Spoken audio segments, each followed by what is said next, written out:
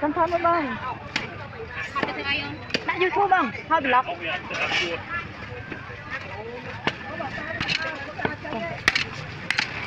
Đây mình căng hang rồi chọc mai. Sao? Sao bông? Trong hộp cái chụp cơm chết nó lại năng nè. Tạch mai cho tạch mai cho. Sao bông? Ta tạch mai cha. Chua rơ đây. Con pin thay muốn ha, muốn tôn. Trong hộp mau chụp mai sắp rồi chết rồi. Cặp tay.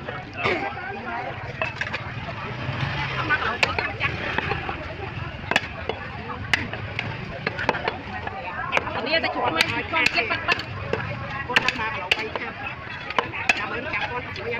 Cái chụp mai. Lại bông. Chặt. Có con chờ nó bông.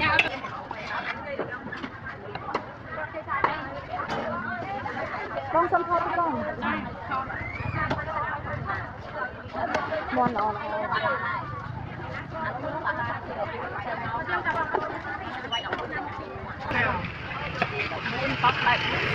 Lại để tập luôn, người ta lại để tập.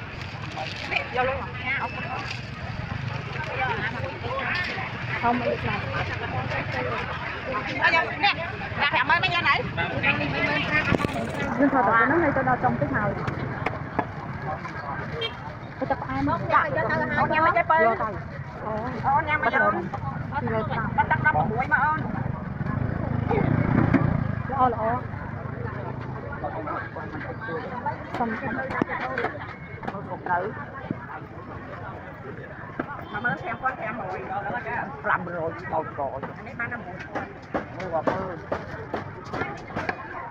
mấy tháng ta mà muốn quan thèm tiếp đó đây em hỏi chứ nó không thưa bánh chanh cái nơi chiếm làm ơn làm rồi sao đây chiếm đấy có mau du cao mấy phải đen ca ở du ca lẹt lại phải tập con đã tàu đào bóng tôi qua thì là qua xin con ở hòn không bỏ ăn là phim kia ông lại ông lên qua của tôi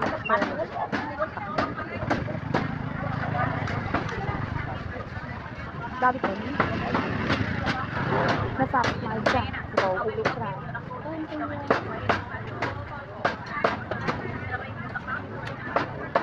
sai là ông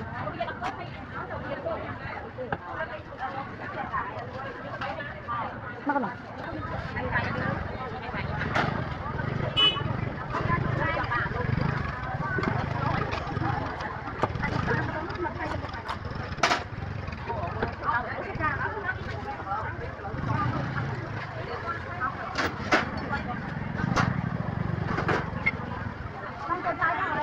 như là anh chị được rồi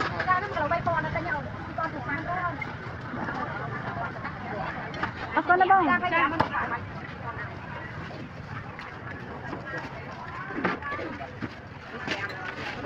con chơi sai con mua đó sai không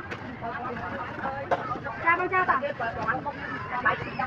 đâu liền trăm tay hai sao con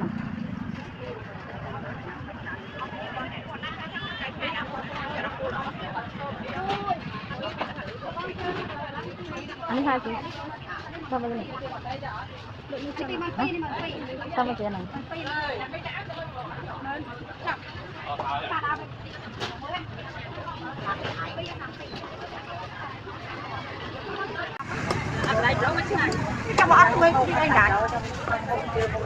sao con nào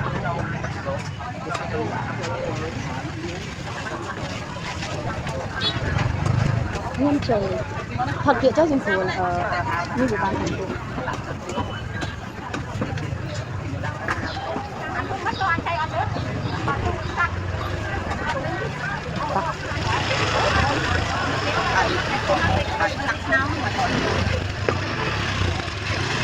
nó là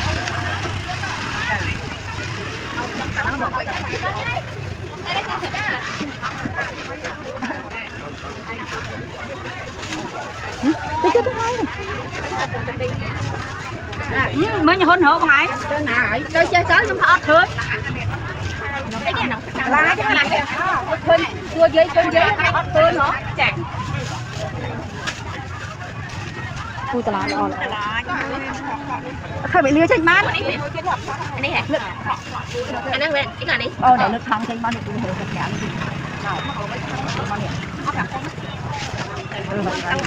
ta lừa mua hay là đồ mua mà mua à này biết tuổi thành thằng này đẹp biết đặt mấy mai rồi chân đổ một này trời nát quá kẹt mấy chương luôn đây kia ta trong chặt quán thon chiết nè lua con này nè tên con này lua ta nó phải hầu à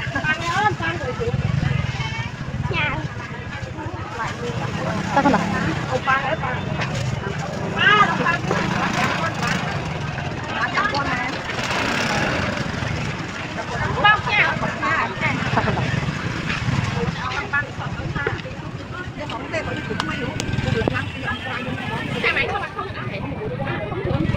mau nào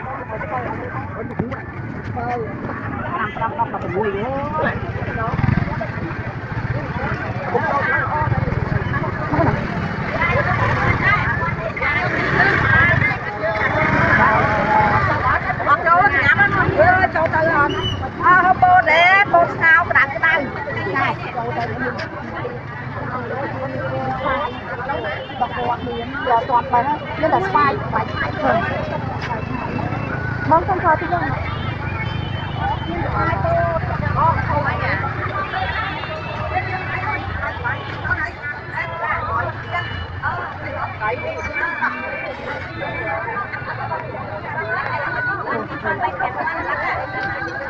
con chén không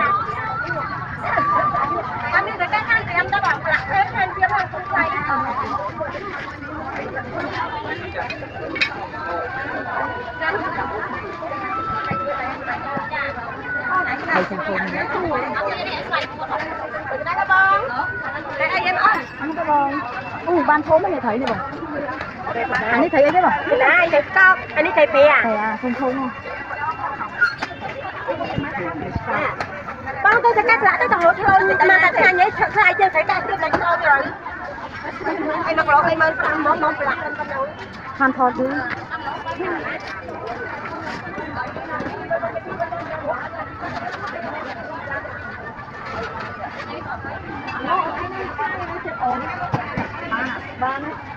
thật không ạ? Anh ơi chàng nó nói chọt xưa nè đây cha được luôn tay đạn một tí nữa đá nó không lại ăn cho con trong kho chứ không? đôi Sao chân lời? nó bọt đó tăng bị cua cái đôi lại mà tình ta được mai Cha bông chơi giờ ra nơi xa đây cho là lợi cho nó vậy chơi một tao rồi mà chơi tên lại con không đổ rồi không ta vậy thôi bác bác chăm tôi thử lâu ấy chấm đi thôi đang thử tính tính nhộng vòng chơi tính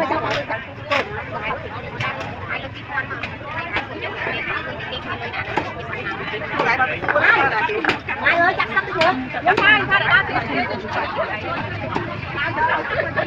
thấy mà chị em mình nữa nha đó